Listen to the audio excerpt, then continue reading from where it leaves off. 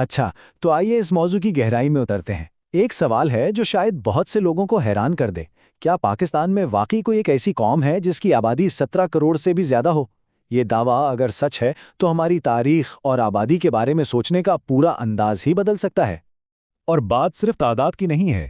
جس ماخذ کی بنیاد پر ہم یہ تجزیہ پیش کر رہے ہیں، اس کے مطابق ایک ہی گروہ پاکستان کی کل آبادی کا 65% حصہ ہے۔ جی ہاں، 65%۔ یہ ایک بہت بہت بڑا دعویٰ ہے۔ تو چلیں اس کی تفصیلات کو سمجھتے ہیں۔ اور وہ تعداد ہے 17.5 کروڑ، یعنی 17.5 ملین۔ اور جس قوم کی بات ہو رہی ہے وہ ہے بلوچ قوم۔ لیکن ایک منٹ، یہاں ایک بہت اہم نکتہ ہے۔ اس سے مراد صرف وہ لوگ نہیں ہیں جو بلوچستان میں رہتے ہیں یا صرف بلوچی زبان بولتے ہیں۔ کہانی اس سے کہیں زیادہ گہری ہے۔ تو اس پورے تجزیے کا جو مرکزی خیال ہے وہ یہ ہے، یہاں قوم کی تعریف زبان یا علاقے کی بنیاد پہ نہیں کی جا رہی، بلکہ نسل اور شجرائے نسب کی بنیاد پہ کی جا رہی ہے۔ مطلب اس میں وہ تمام لوگ شامل ہیں جن کا خاندانی سلسلہ، جن کی جڑیں بلوچ قبائل سے جا ملتی ہیں، بھلے ہی آج وہ کوئی بھی زبان بولتے ہوں یا کہیں بھی رہتے ہوں۔ تو ٹھیک ہے، یہ سب شروع کہاں سے ہوا؟ اس کہانی کی جڑیں کہاں ہیں؟ اس کے لیے ہمیں وقت میں بہت پیچھے جانا پڑے گا، تقریباً 1000 سال سے بھی زیادہ۔ تاریخ کے اوراق پلٹنے ہوں گے۔ اس نظریے کے مطابق اس قوم کا شجرہ 568 عیسوی میں مکہ مکرمہ میں حضرت امیر حمزہ رضی اللہ تعالیٰ عنہ کی پیدائش سے جا ملتا ہے۔ پھر ان کی شہادت کے بعد ان کی نسل شام کے شہر حلب کی وادی بلوس میں جا کر آباد ہوئی اور اسی وجہ سے وہ بلوس کہلائے۔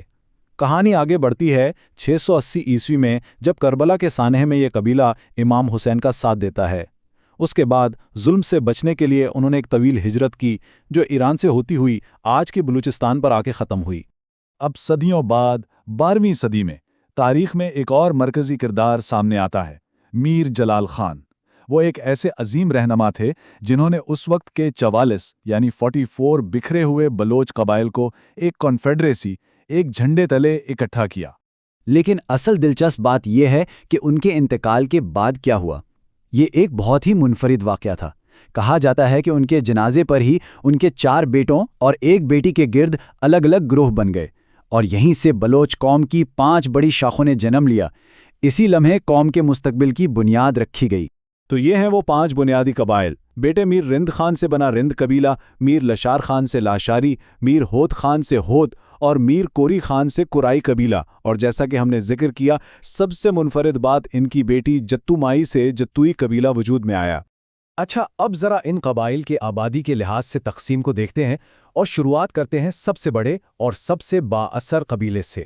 میر رند خان کی اولاد یعنی رند قبیلہ یہ ان سب میں سب سے بڑا قبیلہ ہے، اور اس کی آبادی اور اثر و رسوخ صرف ایک علاقے تک محدود نہیں بلکہ پورے پاکستان میں پھیلا ہوا ہے۔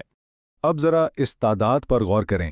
جس ماخذ کا ہم حوالہ دے رہے ہیں اس کے مطابق صرف رند قبیلے کی کل آبادی 10 کروڑ 30 لاکھ ہے۔ 10 کروڑ 30 لاکھ، یہ اتنی بڑی تعداد ہے جو خود پاکستان کی آبادی کا ایک بہت بڑا حصہ بناتی ہے۔ اور اسی قبیلے سے کئی مشہور شاخیں نکلیں۔ ان میں سے بہت سے نام ایسے ہیں جو سب نے سنے ہوں گے: تالپور، زرداری، بھٹو، لغاری، یہاں تک کہ بگٹی، مری، خوسا اور بزدار۔ یہ تمام نام پاکستان کی سیاست اور تاریخ میں بہت گہری جڑیں رکھتے ہیں۔ دوسرے بڑے قبائل کی بات کریں تو جتوئی قبیلہ ہے، جن کی آبادی 1.5 کروڑ بتائی جاتی ہے، اور یہ سندھ اور پنجاب دونوں صوبوں میں پھیلے ہوئے ہیں۔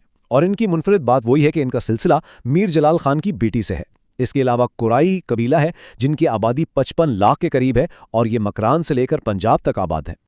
چلیں اب موجودہ دور کی طرف آتے ہیں اور دیکھتے ہیں کہ یہ آبادی آج پاکستان کے مختلف صوبوں میں کس طرح تقسیم ہے، اور یہاں جو اعداد و شمار سامنے آتے ہیں وہ واقعی کافی حیران کن ہیں۔ اور یہ شاید اس پورے تجزیے کا سب سے چونکا دینے والا دعویٰ ہے۔ اس ماخذ کے مطابق پنجاب میں 8.5 کروڑ، سندھ میں 6.5 کروڑ بلوچ نسل کے لوگ آباد ہیں۔ یہ اعداد و شمار بلوچستان کی اپنی آبادی جو کہ 2 کروڑ 20 لاکھ بتائی گئی ہے اس سے کہیں کہیں زیادہ ہیں۔ اگر پنجاب کی تفصیلات میں جائیں تو ڈیرہ غازی خان میں 35 لاکھ بلوچ آبادی ہے، جہاں لغاری، بزدار اور کھوسا قبیلے نمایاں ہیں۔ اسی طرح راجن پور میں 28 لاکھ اور رحیم یار خان میں 22 لاکھ لوگ بستے ہیں، جہاں جتوئی اور بگٹی جیسے بڑے قبائل آباد ہیں۔ اب سندھ کے اعداد و شمار پر نظر ڈالتے ہیں۔ सिर्फ कराची में 50 लाख बलोच नस्ल के लोग बसते हैं, जिनमें कलमती, कबूल और जतुई शामिल हैं। और फिर हैदराबाद, खैरपुर और नवाबशाह जैसे शहरों में तालपुर, जरदारी और जिस्कानी जैसे मशहूर कबाइल की एक बहुत बड़ी तादाद आबाद है। तो अब वक्त है कि उन तमाम आदाद शुमार को जोड़ा जाए और देखा जाए कि वो 65% का हिस्सा आखिर बनता कैसे है। तो अब तमाम सूबों की आबादी को जब जमा किया जाता है तो हम उसी कुल तादाद पर वापस पहुंचते हैं, 17.5 करोड़। यही वो मरकजी हिस्सा है जिस पर इस तज्जिए की पूरी दलील खड़ी है। और ये चार्ट इस सारी बात की हतमी तस्वीर पेश करता है। इस माखज़ के मुताबिक अगर पाकिस्तान की कुल आबादी तकरीबन 27 करोड़ मानी जाए तो ये 17.5 करोड़ की तादाद उसका ठीक 65% बनती है, यानी एक ऐसी कौम जो नस्ब के एक ही रिश्ते में जुड़ी हुई है। तो इस पूरे नज़रिए का खुलासा ये है कि ये सब एक ही कौम के लोग हैं, भले ही वो आज सिंधी बोलें, पंजाबी, सराइकी या बलूची। जो चीज़ उन्हें आपस में जोड़ती है वो ज़बान नहीं, बल्कि इनका मुश्तरका शजरा नसब है। एक ऐसा सिलसिला जो मीर जलाल खान से होता हुआ हज़रत अमीर हमज़ा रज़ियल्लाहु ताला अन्हु तक जाता है। और इस वजाहत का इख्तिताम हम इसी ताकतवर कौल पर करते हैं कि जो कौम अपनी तारीख भूल जाती है वो अपनी मंजिल खो देती है। ये एक ऐसी सोच है जो हम सबको अपनी जड़ों और अपनी शनाख्त पर दोबारा गौर करने की दावत देती है।